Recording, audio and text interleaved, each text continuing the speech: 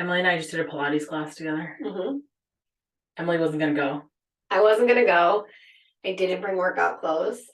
And Jamie was like, come on. It showed up on my, I forgot to turn off my workout. So now it says I've been working out for an hour. So I came downstairs to the storage closets here at Naps and I got out an extra large t-shirt left over from the mental health awareness walk last year. Yep. And an extra large Naps jacket, fleece, because it was cold. And a sports bra. And I took a sports bra from somebody who works here out of their cubby. She did. I did. We went. It showed up on absolutely ridiculous. I didn't know Emily signed up for the class. My alarm alerted, and I was like, "Fuck! I have the B-tone class in 10 minutes." And it also alerted. Yeah, it alerted on Emily's calendar. And she's like, "I'm not going." I'm like, "You were signed up?" She was like, "Yeah." I'm like, "Yeah, you are." I'm so glad I went, and honestly, it looked so skinny because I was in giant clothes. It's the best I've looked all week. I'll post a picture on Instagram for you all. It was a good look. It was ridiculous. The episode. That's not why. No, that's not why we're here. Although grab a buddy and do something fun. We're here as a follow-up to our episode a few weeks ago on CPR. Yep. We really broke down the steps for CPR. We wanted that to be something that was accessible to everyone. If you haven't listened to that episode yet, listen to it. If you haven't shared that with somebody, share it. Yeah. We got such amazing feedback on it. Mostly just because there was a nurse who wrote us in and we're just like, just had a baby and was like, this is so awesome that you broke it down it's so such easily. An easy thing to just share with your family and your friends. And if you're trying to get them to a class and they still haven't gone, just listen to this at least. Yeah. Right. Yeah. So we should talk about choking though. But then, there's also this element to this reference choking, but we didn't say what to do. To this emergency response, which is choking, which is encountering a child who you're worried about choking, if they are actually choking or if they're going to choke, is more common than a child actually who stops breathing and needs CPR. Totally. So we also wanted to break down the steps to what to do if your child is choking. Do it in the same format where it's just really simple steps, digestible. You can understand and share this. And it in addition to wanting to do this as a follow-up to the CPR podcast that we recorded, we've also, how many calls have we done with people or visits? We used to do visits with people. Yeah. Who are scared to feed their babies when it comes time to start solid foods for a mixed number of reasons, the catalyst of the anxiety around it, how they're actually feeding their baby. It could be purees, it could be actual solid pieces of food, it could be deciding to do baby-led weaning over, traditional purees. But they think they're supposed to do it one way and they don't really actually want to do it that way. Yeah. Like giving their baby a giant piece of food to hold on to. Not everybody actually wants to do that. No, and you don't have to. We've talked about that in our podcast episode on solid foods. Emily Oster's talked about this in terms of the research behind baby-led weaning versus purees. And it really just comes down to your personal preference. I did a call with a lady 2 weeks ago who was really scared about choking. And she said, I know that this is a me problem. I know that I need to take a course. Yep. I know that I need to feel comfortable with how to respond. I know that this actually happening is really unlikely, but I'm still really scared about it. And part of it is I feel like I should be doing baby-led weaning and giving my baby these big pieces of food. And that just really scares me. And I was like, you know what? If that's actually step one to this, then don't give your baby big pieces of food. Yeah. Cut it up into small pieces and give them small pieces. And she was like, wait, I can do that? And I was like, yeah, you can. Yeah. It's okay. I'm LOLing in my head because last night I gave Eloise hot dogs and grapes for dinner. Oh my God. Remember when I gave Camilla, no, it was Kate. I gave her half of a grilled cheese. Yeah. When she was 9 months old, 10 months old. String cheese. And very no. I gave her the grilled cheese and she was just biting it. And I took a picture of it and I uploaded it to our family album. Yeah. And my dad didn't say it to me. He said it to my sister, but he was to my sister, he's I would never say this to Jamie, but should she really be giving Kate a piece of chicken parm like that? he thought that I gave her like a piece of chicken parm, which also I could have, Yeah. but it was just like, anyway. Yeah. Anyway. We digress. The point is, a lot of the anxiety for parents, I think, does come around the introduction of solid foods. Totally.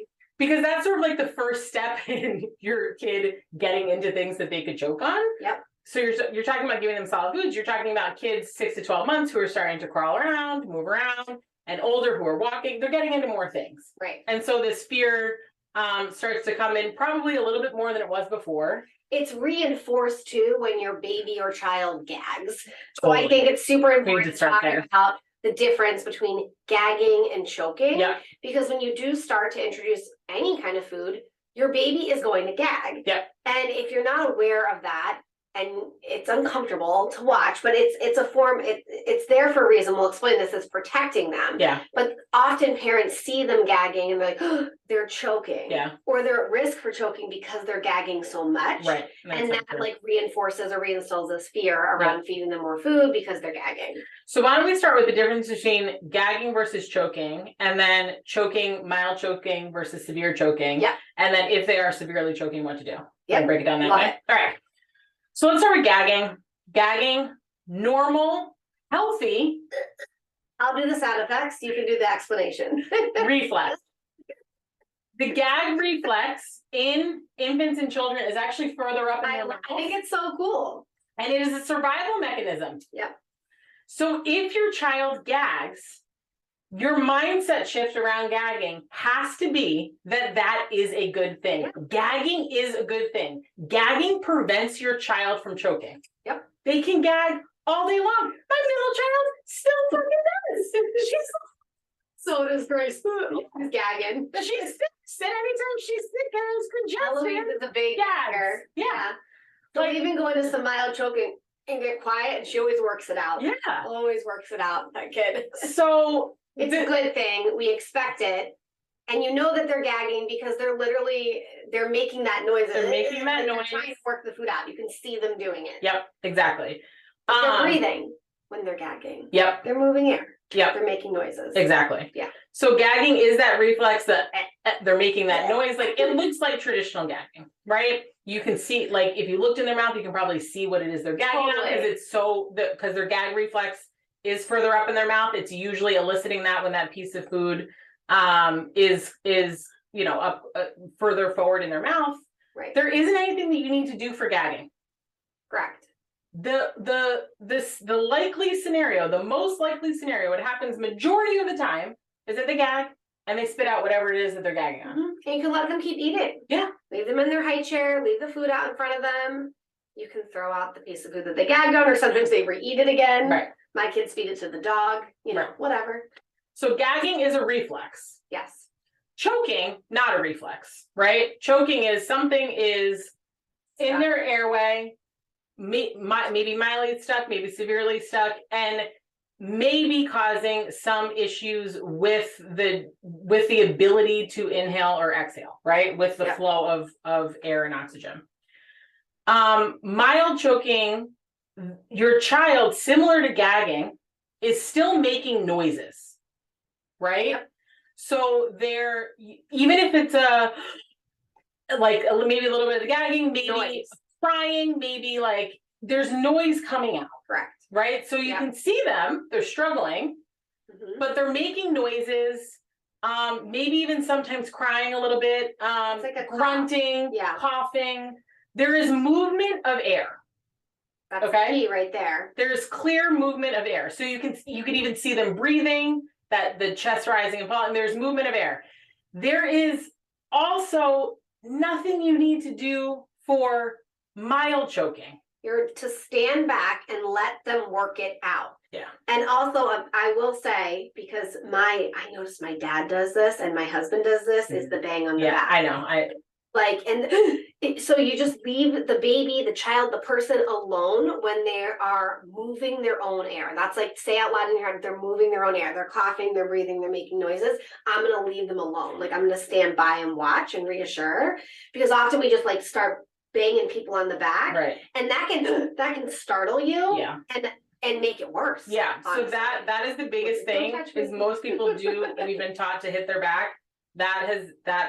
we now know that can cause that startle reflex. If they suck air in really quickly, that can lodge the object further into their throat. Just leave them alone. Okay, so we're gonna leave them alone. There is one exception to this, which I know you all are thinking and are gonna ask about, which is like, why can't I just pull the food out? If you can see the food, the piece of food or the object that they're choking on, then you can do a finger hook. I'm doing this for anybody who's watching the video of this. So you're gonna hook your finger around and you're gonna pull that piece of that object out, whatever it is, right? A hook. You are not going to poke at the object.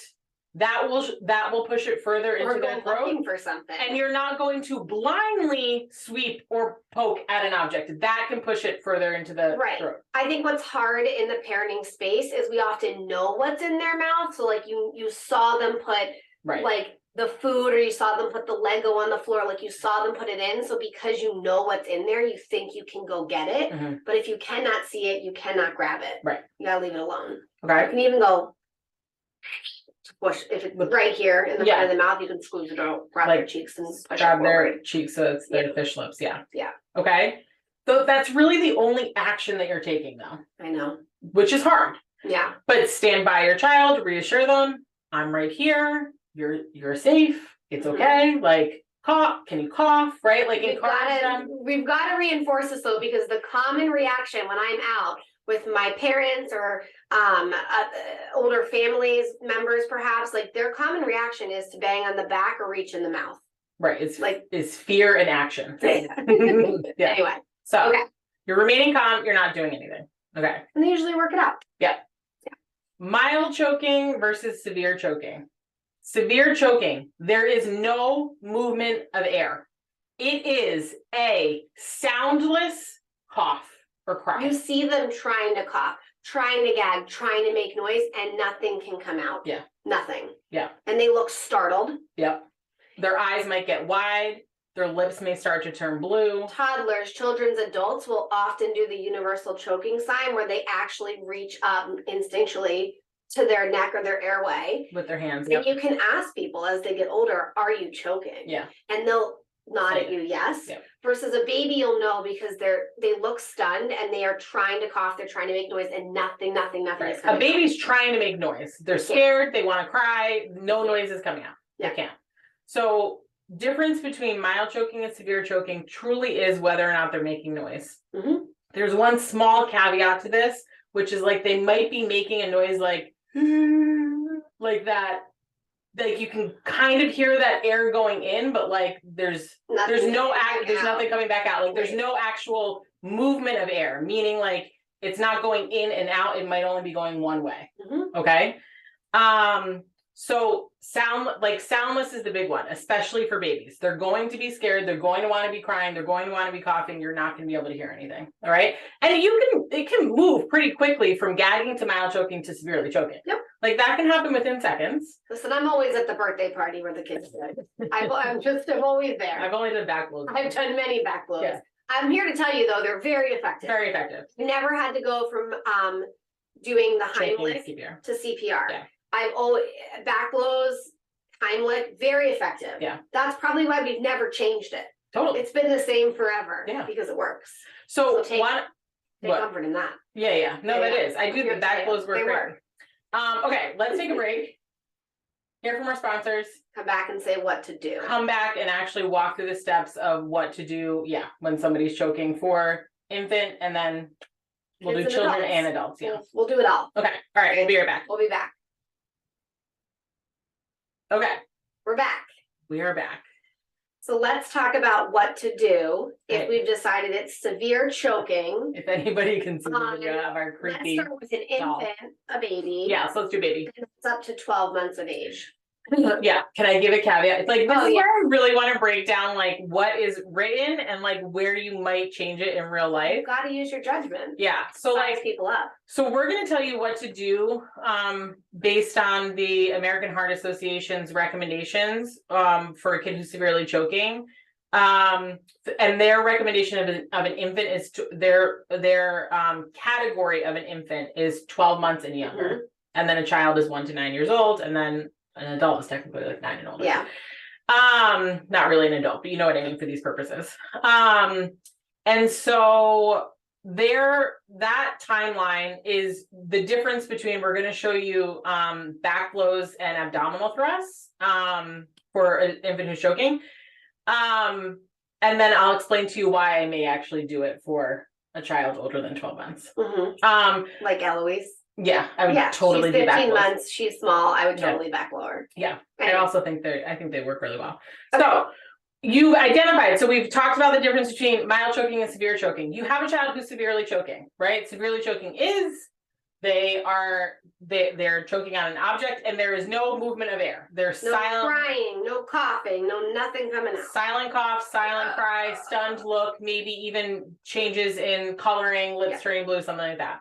You're going to take an infant, and I'm going to describe this in detail while I do it, but I'm also doing it on a video right now. If you're listening to this on our podcast, you can go onto YouTube and watch us. Yeah. You're going to take an infant out of wherever they are. So pick them up. Let's just assume they're in a high chair, right? You have a 8-month-old in a high chair. Yeah. You're going to pick them up. You are going to support their head by putting your hand along their jawline and next to their ears. Like right along the jawline, right? You can do it on yourself if you put your hand along your jawline. You're not on your neck. You're not on your face. It's right on that jawline, and you can almost lean in. Yeah. And relax and rest right there. So it's the bone. The important part is like the bony structures of the face. Yes. Okay. Bony structures of the face, not the neck, not necessarily the cheeks. Bony structures of the face. So you're going to support their head in your hand along the bony structures of the face. You are then going to use gravity and flip them so that their head is lower than their body. I'm holding this upright for the sake of this demonstration. Gravity is your friend. Yeah. You're tipped down towards the ground. Correct. I would normally rest this baby up against a leg. Like if I was standing up, maybe rest this up against my thigh, standing up. If I was sitting down, if you're calm enough to think to sit down, you can sit down and rest them on your thigh as well. I'm partial to taking a knee. I take a knee right there on the floor. I've only ever done it. Maybe only right over my leg. Okay. And then with their head resting in your hand, their head pointing down towards the ground, and the rest of their body maybe resting on your thigh, right? You're going to take the heel of your hand and you're going to hit them pretty hard. These are called back blows, right? You're giving them a back blow between the shoulder bones. Okay. So 1, 2, 3, 4, 5. You're gonna do 5 back blows, right? Gotta tell you guys, 9 times out of 10, probably gonna get it out in one of those first 5 back blows. Okay. If the object, and you will know it comes out because something will hit the ground, usually the object with some kind of vomit or spit. Yep. And the child will be screaming, crying. They're so scared. They're so alarmed. Yep. And it's, the vomit too. Right. They're likely going to vomit. Then they might just vomit before they even severely choke too. That's okay. If it does not become dislodged, there is nothing on the ground. They are not crying. They're still not moving air. You're then going to, from this face down position, flip them over. And again, you're going to support their head now with your opposite hand and still along, like next to their ears, along their jawbone, but now it's just on the back of the head. Okay. And then you're going to do 5 abdominal thrusts. So similar to actually where we put our fingers for CPR, like along the nipple line, slightly below it, 2 fingers, you're going to push down and up towards the head, right? So down and up towards the head, with the head still angled down towards the ground. Yep. Gravity is your friend. 1, 2, 3, 4, 5. You're coming at the object from a different angle and direction. That's the key here. See if you can maybe loosen it or dislodge it or wiggle it a bit so when you go back to back blows. Exactly. That's the thing. Right. So this, like, it might dislodge the object a little bit into the back of the throat, maybe not so much so that like the child stops choking, but the key here is exactly what Emily said. Then when you flip them back over to do the back blows, if you loosened it up a little bit that way, then the object will become dislodged when you do the back blows. Correct. You're going to do this combination of back blows and abdominal thrust, 5 and 5, until one of two things happens. One, the object becomes dislodged, child starts crying and breathing. Or two, the child becomes unresponsive. So you know they're not breathing, right? So this is going back to, why do we start CPR? We start CPR when someone is unresponsive and not breathing. Right. You know the child's not breathing because you know that they're severely choking. If they become unresponsive, and you will know if they become unresponsive because their body is so tense right now while they're awake and alert, it's going to become floppy. You will know when they become unresponsive. Then you are going to move into CPR. Okay? Yep. So either the object is going to become dislodged or the child is going to become unresponsive. And if they become unresponsive, you're doing CPR. You're laying them flat on the ground. You are doing the chest compressions, and you are still doing breaths. Even though they were severely choking, you're still doing breaths. You have no idea, even if 20% of your breath somehow gets around the object, that's 20% more oxygen air than they're getting without you doing breaths. Okay. At this point, if you're listening and you don't know how to do CPR, you're going back to our prior podcast a few weeks ago where we talked about CPR. Yes. Okay. Also, at any time that you are concerned about your child's well-being, breathing, call 911, right? So as soon as you establish that your child is, you may call when they're mildly choking, you may call when they're severely choking. As soon as you establish for sure that they're severely choking, you're going to do back blows. Go back to what we recommended in the CPR episode, which is, if you're with somebody, point to them, Emily, say their name, call 911, and you do the back blows and abdominal thrusts. If you are not with somebody, then you're actually going to do the back blows and abdominal thrusts first to see if you can dislodge the object, and then go and get your phone if it's not with you. Otherwise, put your phone on speaker and call 911 while you do the back blows and abdominal thrusts. Right. Okay. That is infants. The caveat that Emily and I already mentioned is, I would use your best judgment of whether or not you can pick up the size of a child. Yeah. And if you can pick them up and support their head and neck on your forearm or your leg to be able to do the back blows on your arm. Right. I think back blows are super effective, especially for kids. Like, even if you're thinking, I think about this a lot because we're going to talk about what to do for children, which is you're actually doing the Heimlich. You're kneeling behind them and doing the Heimlich, which we'll walk through in a second.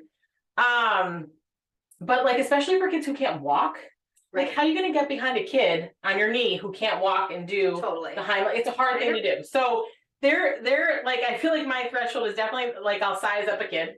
Like, I'll pick them up and but that's what's different about us, is you guys know we'll always give you some like real mom advice. Right. This is not what you're going to read. No, online. It's definitely not what you're going to read. But it's the reality. Right. Yeah. So I'll usually size up a kid, or I'll think about whether or not they're walking and if I can actually get behind them to do a Heimlich. Like Eloise is small. Yeah. If she was choking, and she's short, she's tiny, I would still turn her over. So would I. Some back blows. I think all of my kids, I probably would have done it until they were about at least 18 months. To gait, like, she's so tall now. Let's talk about the Heimlich though. Yeah, let's do children. Children, adults, anybody else. You're doing the difference is you are now coming from behind the person. So if it's a toddler or a child and they're small, you might need to kneel down to the ground. Yeah, you might need if it's somebody that's really tall, you might have to like somehow get yourself up and over them, because we're looking for this particular spot. So we're coming from around somebody, you're wrapping your arms around like you're giving them a big hug from behind. And you're going above their belly button, but below the rib cage. It's like that soft spot area. I always say in classes, it's a soft spot. Mine's soft and squishy. Get real above deep. the belly button, below the rib cage, right there in the center. It's a soft spot. And when you wrap your hands together and connect them, you're sort of using the knuckles on your hands and your thumb knuckle here, and you're pushing that into the soft spot. And with the other hand. Yeah, with your other hand, and you're using force and momentum to scoop up and inward into that soft spot. So you're not just pushing in, but you're giving a scoop up, because we're trying to put gravity and momentum and motion to force the object up and out. And you're going over and over and over again. There's no back and forth like with babies. We're just doing the motion over and over until the object comes out. Yep. Or until the person stops breathing. Again, they would go limp in your arms. They're no longer trying to cough or looking at you or with you, and we're lowering them to the ground to begin CPR. Yep. So that's the only difference between children and adult. Children, you might be on one knee doing the Heimlich behind them. Yeah. But it's still fist, knuckle of your thumb into that soft spot, cover it with the other hand, in and up, in and up. But you're just on a knee for a child. For an adult, you're standing. That's it. Couple like quick random thoughts here. Like if it's somebody that's larger, and your hands cannot meet on them in that soft spot, you are just reaching behind them, and coming to them wherever your hands meet. That is now where you're doing the Heimlich motion. If it's a pregnant woman, you are coming to the top of their uterus, aka the baby bump. And you're going to do it right there. Above it.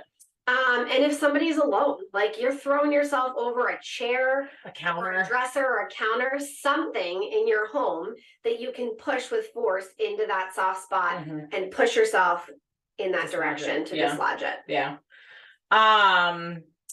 The one thing that I will say that I think, again, these are, I tell you guys these things knowing that, you know, in an emergency, it's hard to remember these, but I like to say them over and over again so that hopefully it does stick.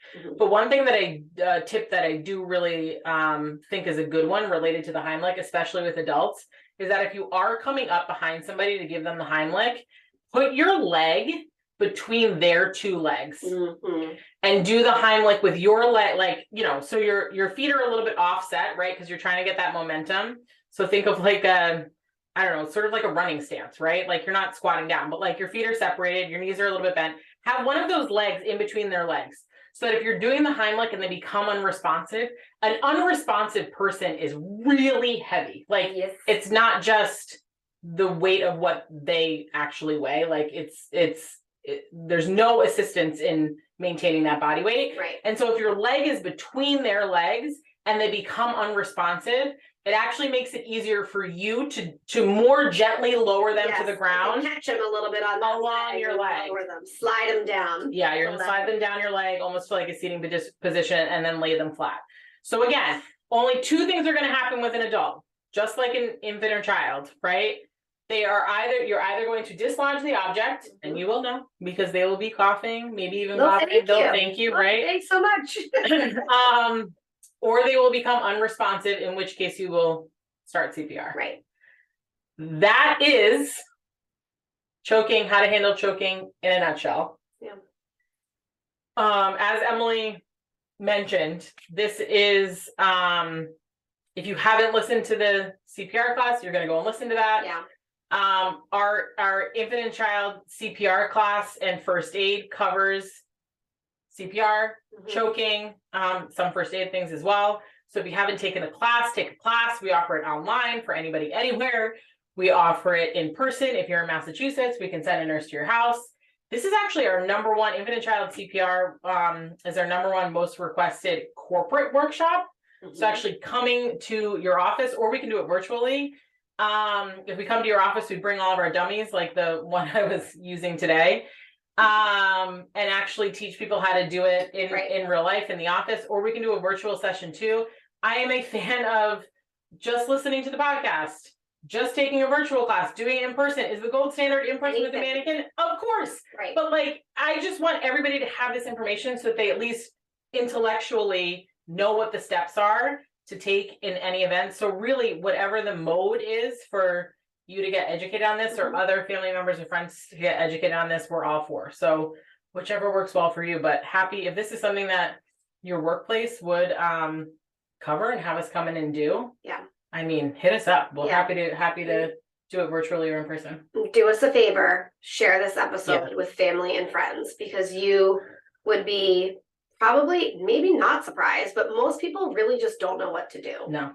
Or they do nothing because they're scared. A little bit unsure, or they're scared. Yeah. Like banging on the back like we talked about, or, you know, whatever. They need to know what to do. Yeah. So pass it around. Yep. It's free knowledge. Let's go. All right. Thanks for listening, you guys. We'll see you again soon. Bye. Bye.